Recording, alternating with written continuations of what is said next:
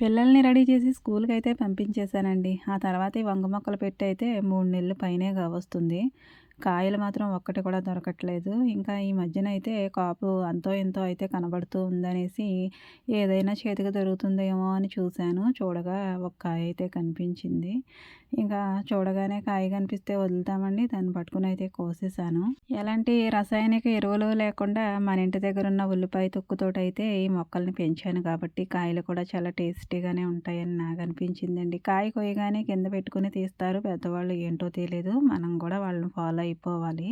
ఇంకా పక్కింటి అక్క అయితే ఒక ఆనపకాయ బుడత తీసుకొచ్చి ఇచ్చారు కూరకి. ఇంకా విలేజ్‌లో అయితే ఇలాంటి ముచ్చట్లు చాలా ఉంటాయండి. కొత్తిమీర కూడా తీసుకున్నాను. కొత్తిమీర ఆయన వచ్చారు పొద్దున్నే.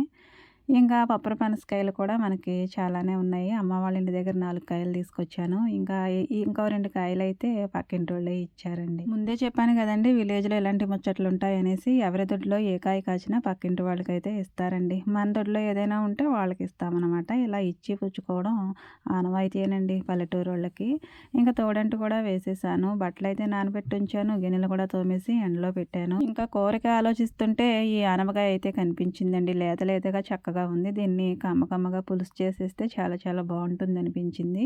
ఇంకా నేను కత్తిపీటకైతే పని చెప్పానండి. అందులో ఒక పెద్ద సైజు ఉల్లిపాయ, 4 పచ్చిమిరపకాయలు, ఒకే ఒక టమాటా వేసేసి ఇలా చిన్న చిన్న ముక్కల్లో అయితే కట్ చేసుకొని దానిలో కొద్దిగా నీళ్లు పోసి, పసుపేసి, కొద్దిగా నూనె చుక్క కూడా వేసేసి ఉడికించేసానండి. ఆ తర్వాత చింతపండు రసం కూడా వేసి, కారం కొంచెం, ఇంకా ఉప్పు అయితే తగినంత వేసేసి చిన్న బెల్లం ముక్క కూడా వేశాను. టేస్ట్ ఇంకా బాగుంటుంది కదండీ! బెల్లం వేస్తే చారులా ఉంటుంది. రసంలా కూడా ఉంటుంది కొందరికైతే. ఇంకా ఈ టేస్ట్ అయితే ఒక్కసారి చూస్తే మళ్ళీ మళ్ళీ తినాలనిపిస్తుంది. ఆనపకాయ పులుసు అంటారు కొందరు. కొందరేమో ఆనపకాయ దప్పలం అంటారు. మేము మాత్రం ఆనపకాయ పులుసే అంటాము. ఇంకా అది మరిగిపోయిన తర్వాత 4 వెల్లుల్లి రెబ్బలు, 4 ఎండుమిరపకాయలు, కొద్దిగా జీలకర్ర, కొద్దిగా ఆవాలు, ఇంకా కరివేపాకుతోటైతే పోపు పెట్టేశానండి. కమ్మగా భలే స్మెల్ వస్తుంది తాలింపు పెట్టేటప్పుడైతే.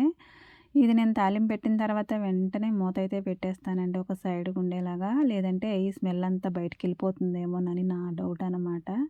ఇంకా ఆనపకాయ పులుసు అయితే రెడీ అయిపోయినట్టేనండి. ఇంకా దీనికి కాంబినేషన్ ఏంటంటే ముద్దపప్పు అండి. పప్పు ఇలా ఉడకబెట్టుకొని ఈ ఆనపకాయ పులుసులో నంజుకొని తింటుంటే చాలా టేస్టీగా ఉంటుందండి. నేనైతే ఒక్కసారి తిన్న తర్వాత మరలా ఈ టేస్ట్‌ని ఇప్పటికీ మర్చిపోలేదండి.